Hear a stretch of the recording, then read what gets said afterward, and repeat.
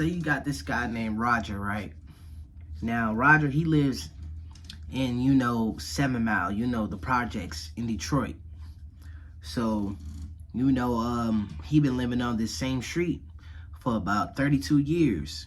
Basically, he was raised around this area, so he been staying in this house for a long time.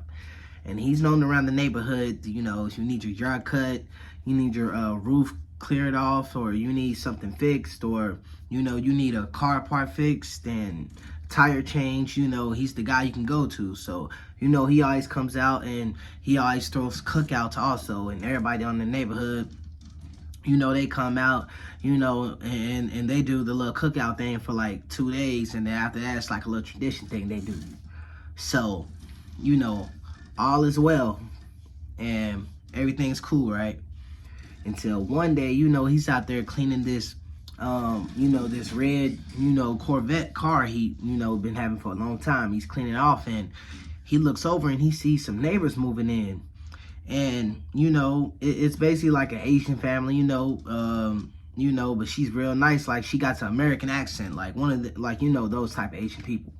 So, he says, hey, I'm Roger, and, he's basically giving a run-in of the neighborhood, and there's not a lot of violence around, but, it's bare crime, but, it's not a lot of violence around. So she's like, oh, okay, all right, nice to meet you. So everything, they hit it off great, as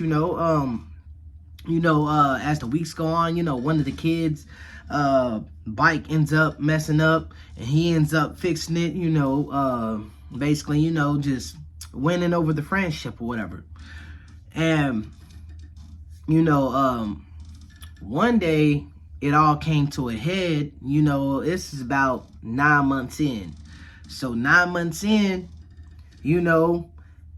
they have a tradition where, they play music, like, in the backyard, like with these things in the air, and they let them off in the sky or whatever. But they played loud music, and the kids is real loud. Now, usually, as the months, before, they wasn't really making a lot of noise, but now it's starting to keep him up, and it's starting to get to him. So the next day, he ends up saying, hey, she's taking the trash out. And he's like, hey, you mind, if you kind of keep it down, because, I kind of got to get up and go to work and all this. She's like, oh, okay, fine. So, what I forgot to mention is he loves dogs. He got like a lot of dogs. Like, he got like, I think like 8 dogs.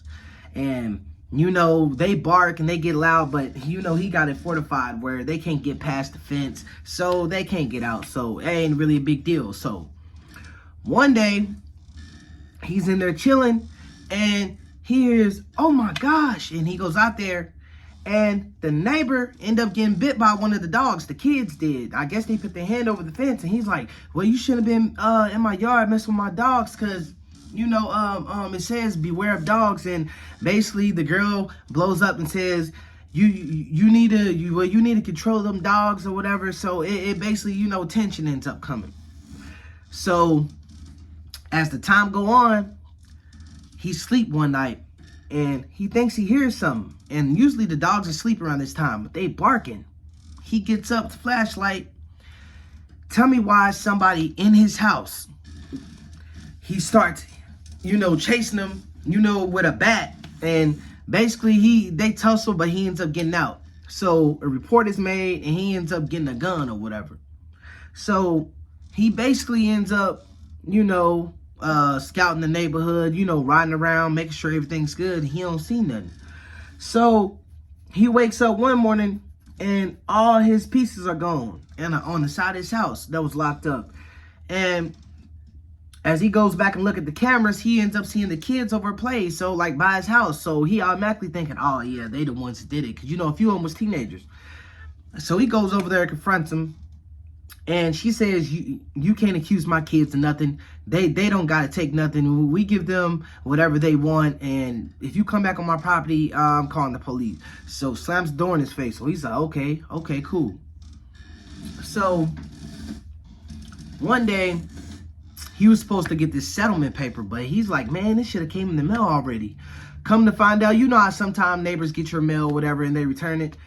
Well, he goes and look in the trash one night, in their trash, and he sees his mail all ripped up in their trash can. So he's like, oh man, So he's gazing at the house, and the girl comes out, the lady, and they both looking at each other, and he goes back in the house. So now he's drinking, right, and he passes out. So basically, he ends up, a week go by, and since he missed them settlement papers, man, he didn't end up getting the money, and they pushed it back. So he's like, man, I can't take this no more, and he starts drinking again. So now it's around 3 o'clock in the afternoon. A car pulls up in the driveway. She gets out the car, she's getting in her purse, about to go in the house, and all of a sudden she's attacked by all these dogs, right? And she's just attacked. This attack went on for almost 5 minutes. I'm talking about 6 dogs on her. So he ends up coming out there later on saying, hey, y'all get back in the house. And basically now neighbors is coming outside, and now they looking, and they calling the ambulance. And, he tells them, hey, I was in the house asleep or whatever.